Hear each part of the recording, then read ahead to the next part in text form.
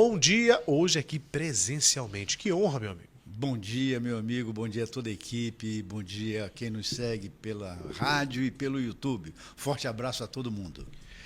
Vamos falar de evolução na nossa frota e que evolução, hein? Eu vou falar algum salto, porque olha a quantidade de carro.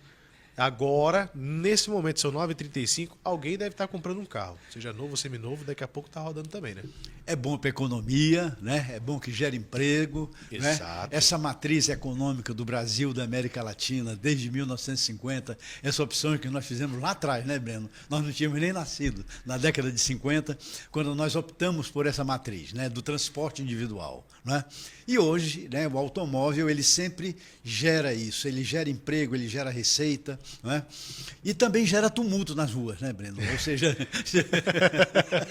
nós estamos voltando, bônus, né? estamos voltando as aulas estão voltando, estamos vindo das férias do meio do ano, né? Então, nós vamos começar a sentir exatamente isso. Ontem você deu ênfase aqui, é exatamente o crescimento da produção de motocicletas. Eu vi aquela nota da Abraciclo, né? E eu sempre fico atento, porque a Abraciclo é um símbolo no Brasil e na América Latina, não é?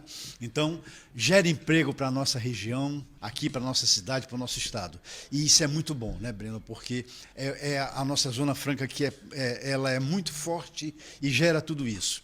Ao mesmo tempo, nós temos que ter a sabedoria de conviver com esse crescimento, né? Estava vendo os números também, analisando os números da Abraciclo. Eles fabricaram, foi exatamente nesses últimos anos, foi assim, o maior crescimento que se teve, né? Ou seja, em toda a indústria, esse é o terceiro maior crescimento que se teve em termos de produção. O número de motocicletas no Brasil também aumentou, o emplacamento, significa que o transporte individual, ele ainda, efetivamente, ele continua crescendo, não é? E isso abre sempre essa discussão, Breno, que nós voltamos a dizer. É muito bom para a economia, mas, ao mesmo tempo, gera uma responsabilidade do poder público de melhorar a segurança viária para quem conduz a motocicleta. Porque a motocicleta ainda é um meio de transporte mais barato, mais acessível, ele é mais inclusivo para a população nossa brasileira, principalmente aquela que mora nos municípios, não nos grandes centros metropolitanos, tem algumas exceções, mas efetivamente nós precisamos melhorar essas condições. Para que isso é uma roda, isso é um ciclo, né? À medida em que melhora a segurança viária, melhora as condições de trafegabilidade, diminui o número de acidentes, efetivamente é um tipo de transporte que pode ter o seu aumento de utilização por parte da população, né? Então, Breno, nós não temos preconceito contra a motocicleta. Nós temos que ter o cuidado de dizer a opção que nós temos que ter no cuidado que nós deveremos ter para o gerenciamento da circulação das motocicletas, né?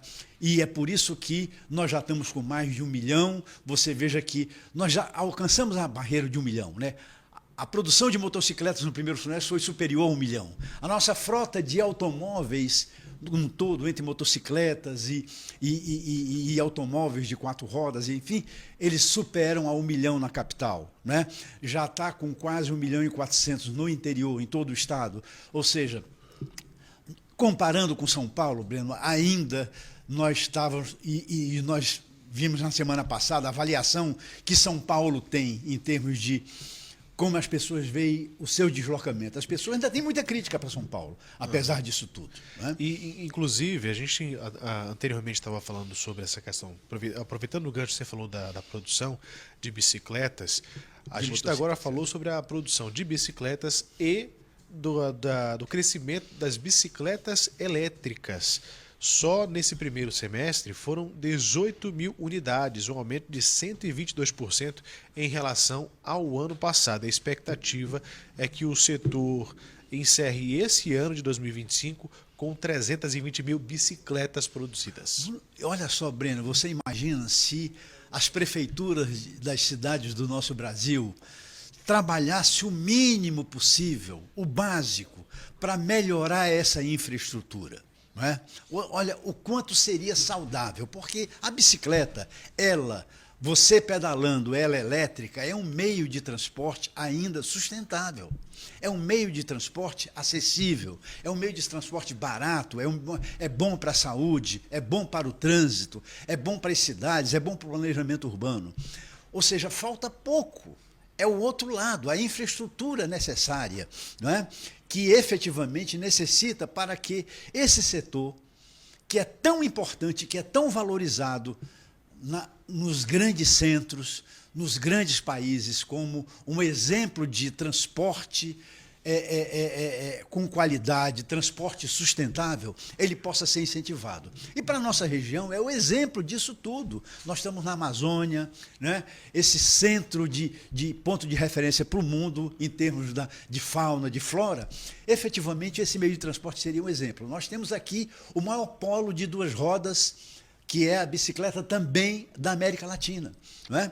Então, você imagina se nós tivéssemos uma rede mínima de ciclovias para que a população pudesse utilizar. E quando nós falamos isso, é aquela: como eu vou sair do centro para ir a Ponta Negra? Como é que eu vou sair do centro para que eu vá à Arena da Amazônia? Como é que eu vou sair do centro para que eu vá até o encontro das águas no Aleixo? Como é que eu vou para o distrito? Como é que eu posso fazer isso ligando a Cidade Nova 1, 2 e 3? Não é? Como eu posso fazer essa interligação dos bairros da Zona Norte e Leste, onde a população muitas vezes fica muito tempo na parada do ônibus esperando?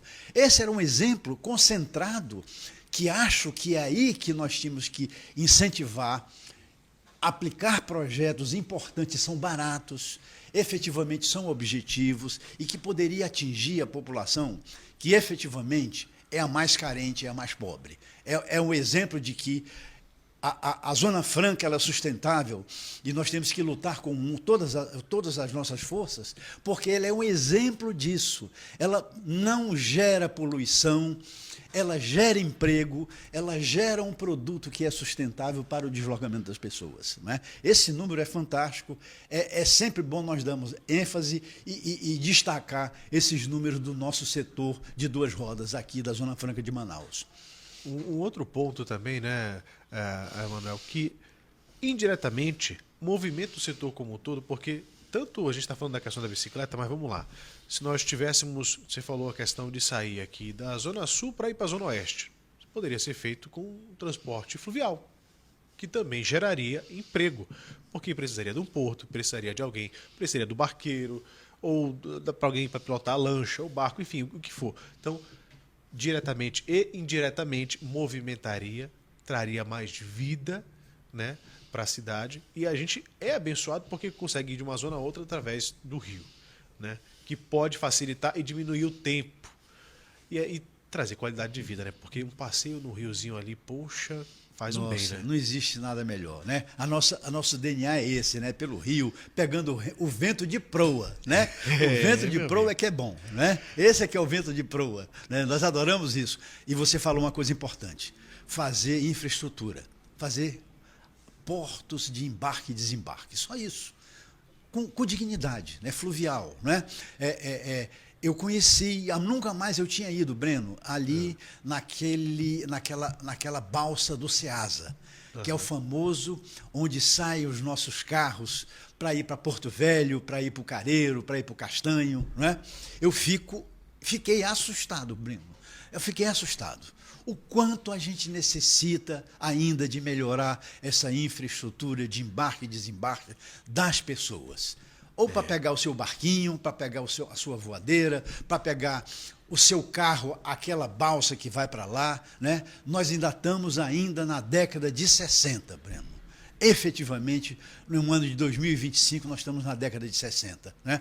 Com o mesmo desconforto, agora muito maior, porque hoje tem mais carros, a demanda é muito maior e nós precisamos melhorar essa infraestrutura para dar esse prazer que tem que ser feito na utilização do transporte hidroviário. É muito importante isso que você coloca. Você falou de mais carros. No mês de junho deste ano, o estado do Amazonas chegou a 1.277.116 veículos registrados. Mais de 1.200.000 no Amazonas.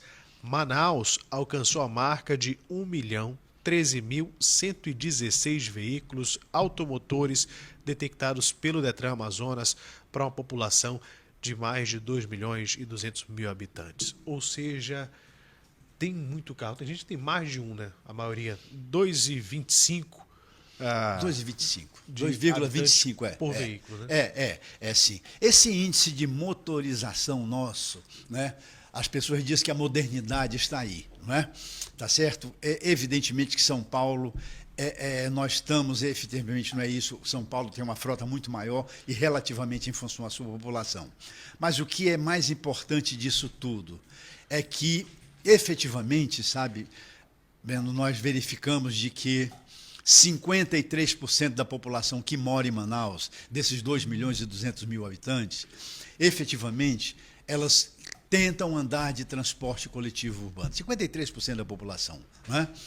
E apenas 35% da população que mora em Manaus, ela utiliza o transporte individual, que hoje representa exatamente, Breno, ela representa 93%, 92% da frota que circula em Manaus. Então, isso daí, efetivamente, é uma preocupação que diz o seguinte, né? Enquanto nós tivermos dando prioridade ao transporte individual e não priorizarmos o transporte coletivo, a gente volta a bater nesse velho mantra. Nós vamos para outro setor que nós hoje temos que falar, que nós não podemos deixar de falar, que são os acidentes gerados por isso, as vítimas fatais geradas por isso. Significa, Breno, que nós acumulamos até o mês de junho, 30 de junho, 123 pessoas perderam a vida. Dessas 123 pessoas, Breno, efetivamente, foram em torno de 58 motociclistas. Os nossos bravos motociclistas, trabalhadores do transporte de carga e transporte de passageiros. Eles representaram em torno de 47%, quase a metade das vítimas fatais. E o segundo grupo veio mais uma vez os nossos incansáveis pedestres. Eles, efetivamente, 48 pessoas morreram nesses 6 meses, comparados aos 6 meses do ano que passou, não é? Ou seja, efetivamente, esse grupo aumentou 12% em relação ao mês anterior. Ou seja, nós estamos aumentando ainda em face crescente o número de pedestres que são acidentados. Isso é outro alerta que se faz.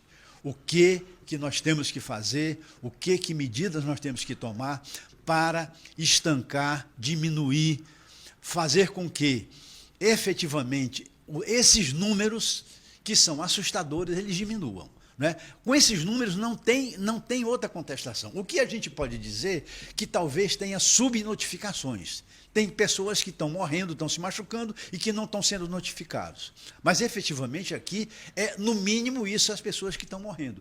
Ainda é muita gente. Isso é muito preocupante. Fora aquilo, uma estatística que nós não temos acesso ainda, com facilidade, com transparência, são o número de pessoas que são internadas na rede hospitalar. Efetivamente, esse é o outro número que assusta. Pessoas que estão lá ocupando os leitos hospitalares, as UTIs, estão na fase de recuperação. Enfim, esse é um número também que o mês de junho trouxe como uma reflexão. E mais, nós estamos entrando no período do calor. No calor, as pessoas, você vê, Breno, a gente vê pelas redes sociais, vê o cara, bate lá na Constantino Nery, na Djalma Batista, e o cara vai no braço. Eles estão indo no braço hoje, defender o bem-estar do trânsito. Significa o que isso? Além de nós estarmos matando, atropelando pedestres, matando motociclistas, agora nós estamos lutando no meio da rua por conta de o nosso estresse, que já extrapolou a nossa capacidade de suportar efetivamente um engarrafamento que irrita todo mundo. Ou seja, é um grande alerta e a gente não pode cruzar os braços e fazer aquela coisa como se não tivesse acontecendo nada, Bruno. Isso é um alerta que se tem. O verão está chegando, a estiagem das chuvas, E o trânsito vai piorando, as aulas voltaram com todo vapor, ou seja, a tendência do número de acidentes é muito maior. Ainda nego está andando com uma velocidade acima do permitido, ainda está pisando no pé, ou seja, não está tendo esse reflexo, não está tendo esse comportamento mais seguro no trânsito para não machucar as pessoas. Esse é um alerta que a gente sempre tem que tomar. E a gente, infelizmente, quando fala nesses números, a gente sempre fala que é um momento de reflexão e um momento de se adotar uma política pública global. Uma política voltada para conseguir resultados para que diminua o número de pessoas que morrem no trânsito nosso de cada dia. Agora, você falou a respeito dessa briga de trânsito, né? Aos amigos ouvintes, nessa segunda-feira, tomou aí as redes sociais um vídeo de uma briga de trânsito na Avenida Constantino Neri. 2 pessoas estavam brigando, saíram no soco, como se já não bastasse o trânsito complicado na Constantino. Isso aconteceu no sentido bairro, quase ali em frente ao Bar do Lourinho, para quem conhece ali a Constantino.